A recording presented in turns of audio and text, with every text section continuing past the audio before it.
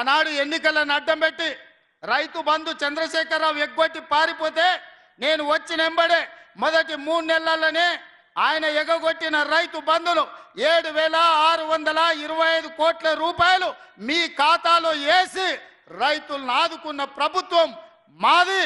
మీ ఖాతాల్లో జనవరి, ఫిబ్రవరి, మార్చిలో రైతు బంధు నగదు పడ్డది. కాంగ్రెస్ వచ్చినాకంటే ఓట్లు మాకేయండి.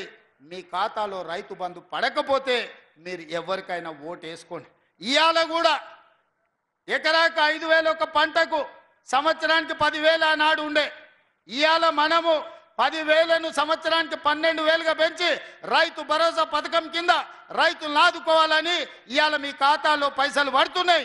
3 ఎకరాల వరకు రైతు భరోసా ఆల్రెడీ పడ్డది. భవిష్యత్తులో మార్చి 31 లోపల మీకందరికీ రైతు భరోసా పథకం నిధులు మీ ఖాతాలలో వేసే బాధ్యత నాది. ఈనాడు రైతు భరోసా ఎవరెవరికి వచ్చిందో ఆ కుటుంబాల ఓట్లు మాకేయండి. రైతు భరోసా రానోళ్ళు ఎవరైనా ఉంటే మీరు ఎవరికైనా ఓటు వేసుకోండి మిత్రులారా. ఇవాళ ఇన్ని రకాలుగా రాజీవ్ ఆరోగ్యశ్రీ 10 లక్షల రూపాయలు పెంచినాం. మీకెవరికి లబ్ధి వచ్చిందో వాళ్ళు మాకు ఓటు వేయండి. ఇదంతా ఒక ఎత్తు అయితే, అదేవిధంగా ఈరోజు మా ఆడబిడ్డలు ఈడు ఉన్నారు. అక్క ఈడు ఉన్నోళ్ళు రాష్ట్రంలో ఎక్కడి నుంచి ఎక్కడికైనా పోండి, అత్తగారింటి నుంచి అమ్మగారింటికి పోండి, అమ్మగారి ఇంటి నుంచి ఆలయానికి పోండి. మీరు యాదగిరి గుట్ట పోతారా, లేకపోతే భద్రాచలం పోతారా, నాగోబ జాతర పోతారా, సీతక్క దగ్గరికి సమ్మక్క సారక్క జాతరకు పోతారా, ఏడికి పోయినా బస్సుల్లో ఒక్క రూపాయి లేకుండా మీరు చెయ్యి అడ్డం పెడితే ఆపి మిమ్మల్ని ఎక్కించుకొని మీరు అడిగిన దగ్గర దించితే మా అక్కలు నాకోటేయండి. ఒకవేళ మిమ్మల్ని ఆర్టీసీ బస్సులో ఎవరన్నా పైసలు అడిగితే టికెట్కు మీ ఓట్లు ఎవరికన్నా వేసుకోండి అని నేను మా అక్కలకు చెప్పదలుచుకున్నా. ఇవాళ మా అక్కలు నేను అడగదలుచుకున్నా. 500 రూపాయల సిలిండర్ 50 లక్షల కుటుంబాలకు ఇస్తున్నాం. 500 రూపాయల సిలిండర్ వచ్చిన కుటుంబాలు మాకు ఓటేయండి. 500 రూపాయలకు సిలిండర్ రాకపోతే మీరు ఎవరికైనా ఓటు వేసుకోండి అని ఈరోజు నేను చెప్పదలుచుకున్న మా ఆడబిడ్డలకు.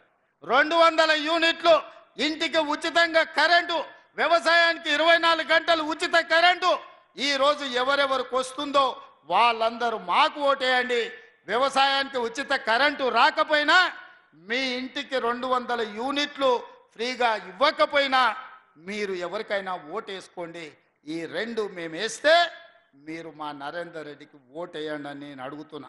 ఇదే కాదు, స్వయం సహాయక సంఘాలు మా సీతకి ఇక్కడనే ఉన్నది, మా సోదరిమాన్లు ఇక్కడనే ఉన్నారు. ఎన్నడన్నా 10 ఏళ్ళల్లో చంద్రశేఖరరావు ఈ సంఘాలు ఎట్లున్నాయి, మీకేమైనా వడ్డీ వసూలు అయ్యిందా, మీరు ఎట్లున్నారని ఎప్పుడన్నా అడిగిండా? ఇవాళ సీతకు వచ్చిన తర్వాత సంఘాల గౌరవం పెరిగిందా లేదా మీరు ఒక్కసారి ఆలోచన చేయండి.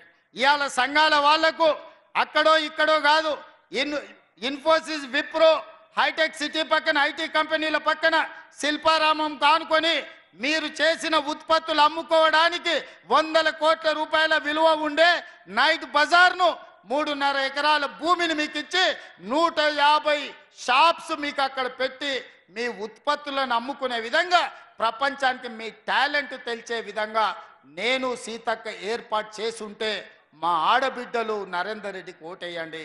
మేము ఇవ్వకపోతే మీరు ఎవరికైనా ఓటేసుకోండి అని నేను ఈ సందర్భంగా నేను చెప్పదలుచుకున్నా. మిత్రులారా, ఇవాళ మా ఆడబిడ్డలు వంటింటి కుందేళ్ళు కాదు, మా ఆడబిడ్డలు సోలార్ పవర్ ఉత్పత్తి చేయొచ్చు. మా ఆడబిడ్డలు అదాని అంబానీలతో పోటీ పడాలని మహిళా సంఘాలకు ఇవాళ 1000 మెగావాట్ల సోలారు విద్యుత్ ఉత్పత్తి చేసే ఒప్పందాలు మా ఆడబిడ్డలతో చేసిన ప్రభుత్వం ఈ దేశంలోనే తెలంగాణ ప్రభుత్వం మొట్టమొదటిది. ఈరోజు కోటీశ్వర్లను మా ఆడబిడ్డల్ని సోలార్ పవర్ అగ్రిమెంట్లు చేసింది మేము. 1000 మెగావాట్లు ఈరోజు అదానితో పోటీపడి సోలార్ పవర్ ఈరోజు మా ఆడబిడ్డలు జనరేట్ చేసే విధంగా ఒప్పందాలు చేసినాం. ఈ ఆడబిడ్డలను ఓట్లేయమని నేను అడుగుతున్నా. అదే కాదు, ఆర్టీసీలో పెద్ద పెద్ద కంపెనీలు బస్సులు కిరాయికి పెట్టేది. ఈసారి 600 ఆర్టీసీ బస్సులను ఆడబిడ్డలతో కొనిపించి కార్పొరేషన్కు కిరాయికి పెట్టి ఈరోజు మా ఆడబిడ్డలను వ్యాపారస్తులుగా చేసి 1 కోటి మంది ఆడబిడ్డల్ని కోటీశ్వరులను చేసే శపథం మా ప్రభుత్వం తీసుకున్నది. ఇవాళ ఈ 1 కోటి మంది ఆడబిడ్డలు మీకు మేలు జరిగితే మీ బిడ్డలతో ఓట్లు నరేందర్ రెడ్డికి వేయించండి. మా వల్ల మీకు ప్రయోజనం లేకపోతే మీరు ఓటు ఎవరికి ఏమని చెప్పినా నాకు అభ్యంతరం లేదు అని నేను ఈ సందర్భంగా చెప్తున్నా. మిత్రులారా, 10 ఏళ్ళు చంద్రశేఖరరావును చూసిరు. ఆయన ఏం వెలుగబెట్టిండో తెలంగాణలో కనిపిస్తుంది. 69,000 కోట్లతోని రాష్ట్రాన్ని అప్పచెప్తే 7,11,000 కోట్ల రూపాయలు అప్పు చేసిండు. ఆనాడు సంవత్సరానికి 6,500 కోట్లు మనం బకాయిలు కట్టేది ఉంటే ఈనాడు ప్రతి నెల 6,500 కోట్లు ఇవాళ చంద్రశేఖరరావు చేసిన అప్పుకు ముప్పుగా తయారై ప్రతి నెల 6,500 కోట్లు నేను సంపాదించిందంతా మీకు వెట్టకుట్ట కడుపు కట్టుకొని ఇవాళ అప్పులోనికి పటాన్కు కట్టాల్సి వస్తుంది. ఇవాళ సంవత్సరం తిరిగే లోపల ఈ 13-14 నెలల 75,000 కోట్ల రూపాయలు చంద్రశేఖరరావు చేసిన అప్పుకు నేను ఇవాళ మిత్తి కట్టిన. ఈ మిత్తి ఇవాళ ముప్పుగా తయారయ్యి మనల్ని మొత్తం తినేస్తుంది. రాష్ట్రాన్ని నిండా ముంచిండు, దివాలా తీసిండు. దివాలా తీపిచ్చిన రాష్ట్రాన్ని మనకిచ్చిపోయి ఆయన ఫామ్ హౌస్లో వండుకున్నాడు. సల్లంగా ఎప్పుడన్నా ఎట్లున్నారని మీ దగ్గరికి వచ్చిండా? ఆనాడేమో అధికారం పోయింది, మళ్ళసారి డిపాజిట్లు పోయినాయి. ఈ ఎన్నికల అభ్యర్థి లేడు, ఎన్నికల్లో పోటీ చేయనోడు, ఎన్నికల్లో అభ్యర్థి దొరకనోడు ఇవాళ కాంగ్రెస్ పార్టీని ఓడగొట్ట అంటారు. కాంగ్రెస్ పార్టీని ఓడగొట్టమంటే బీజేపీని గెలిపించమనే కదా. కొట్లాడుతుంటే నా కాలు పట్టి ఆయన గుంజిండంటే నా ఎదురుగుండోని సాయం చేసినట్టే కదా.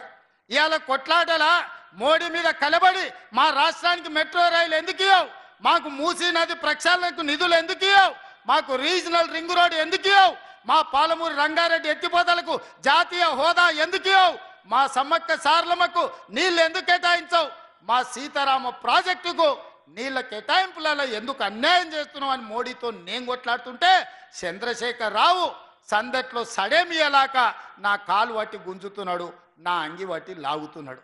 ఎవరి కోసమే? మోడీ కోసం కాదా? ఇవాళ గూడు పుటాని చేసి మోడీ కేసీఆర్ ఒక్కటై ఈరోజు మన ప్రభుత్వాన్ని ఇబ్బందుల పాలు చెయ్యాలని చూస్తున్నాడు. ఇవాళ నేను ఒక్క మాట అడగదలుచుకున్నా. మా బీసీ సోదరుల చదువుకున్నారు, చైతన్యం వచ్చింది, మీ వాటా మీ కోట మీరు అడుగుతున్నారు. 100 ఏళ్ళల్లా 1931లో తెల్లదొరలు ఉన్నప్పుడు కులగణన జరిగితే 2025 సంవత్సరం వరకు దాదాపుగా 96-97 ఏళ్ళల్లా ఎన్నడన్నా మీ కులగణన జరిగిందా ఈ దేశంలో? బీసీనని పెద్ద బీసీనని చెప్పుకునే మోడీ గారు 12 ఏళ్ళైంది ప్రధానమంత్రి, మీ బీసీ లెక్కలు తేల్చిండా అని నేను అడుగుతున్నా. 12 నెలలు తిరగక ముందే మీ సోదరుడు రేవంత్ రెడ్డి ముఖ్యమంత్రి మీ బీసీ కులగణన చేసి ఇవాళ లెక్కలు తెలిసి 56.33% తెలంగాణ రాష్ట్రంలో బీసీలు ఉన్నారని లెక్క తెచ్చి లెక్క ముందల పెడితే ఇవాళ రేవంత్ రెడ్డిని ఓడగొట్టాలి అని అడుగుతున్నారు కేసీఆర్ మోడీ గారు. నేను అడుగుతున్న సోదరులారా, మోడీ చెయ్యలేని పని, మోడీ పెద్ద బీసీనని చెప్పుకుంటున్నాడు, బండి సంజయ్ చిన్న బీసీనని చెప్పుకుంటున్నాడు. వీళ్ళిద్దరు 12 ఏళ్ళ నుంచి ప్రధానమంత్రిగా ఉన్నారు, ఏమన్నా చేసిండా? కానీ 12 నెలల మీ లెక్క తేల్చి రాహుల్ గాంధీ గారి మాట మీద బీసీ కులగణన నేను చేస్తే ఇవాళ నన్ను ఓడగొట్టమంటున్నాను. ఒకవేళ ఈ ఎన్నికల్లో అనుకోని తప్పిదం ఏదైనా జరిగితే బీసీ కులగణన చేసినందుకే రేవంత్ రెడ్డిని ఓడించిండ్రంటే అది మీకు నష్టమా లాభమా? మా బీసీ సోదరులను నేను ఈరోజు ఆలోచన చేయమని నేను అడుగుతున్నా. నేను మీకోసం కొట్లాడుతున్నా, నేను మీకోసం పనిచేస్తున్నా. నరేందర్ రెడ్డి గెలిచినా ఓడినా ఎమ్మెల్యేలల్లా ప్రభుత్వానికి వచ్చే ప్రమాదం లేదు. కానీ ఈ ప్రభుత్వం చేసిన నిర్ణయాలు ఈరోజు బీసీ కులగణన నరేందర్ రెడ్డి ఓడితే చేసింది తప్పని తప్పుడు ప్రచారం బీజేపీ వాళ్ళు బీఆర్ఎస్ వాళ్ళు చెయ్యరా? మీరు ఒక్కసారి ఆలోచన చెయ్యండి. ఇవాళ ఎస్సీ కేటగరైజేషన్ 30 ఏళ్ళ నుంచి మీరు కొట్లాడుతున్నారు. కృష్ణమాదిగ పోయి మోడీని కౌగిలించుకున్నాడు, మోడేమో కృష్ణమాదిగకు ముద్దు పెట్టిండు. సంతోషం, మన కృష్ణానికే పెట్టిండు ముద్దు. కానీ చట్టం ఎందుకు పార్లమెంట్లో పెడతలేడే కేటగరైజేషన్ మీద? సుప్రీంకోర్టు చెప్పింది కదా. మోడీ గారికి నిజంగానే ఈ ఎస్సీ కేటగరైజేషన్ మీద ప్రేమ ఉంటే, దళితుల పట్ల ఆపేక్ష ఉంటే, దళితులకు మేలు జరగాలనుకుంటే నరేంద్ర మోడీ గారు పార్లమెంటులో బిల్లు పెట్టి ఎస్సీ కేటగరైజేషన్ని చట్టబద్ధత ఎందుకు చేస్తలేడు? ఇవాళ ఎందుకు అడుగుతలేడు కృష్ణ మాదిగ గారు, కిషన్ రెడ్డి గారు అని నేను అడుగుతున్నా. ప్రపంచంలో ఏ మూల ఏ క్షణం ఏం జరుగుతుందో వేగంగా తెలుసుకోవడానికి తొలి వెలుగు వాట్సాప్ ఛానల్ని ఫాలో చేయండి.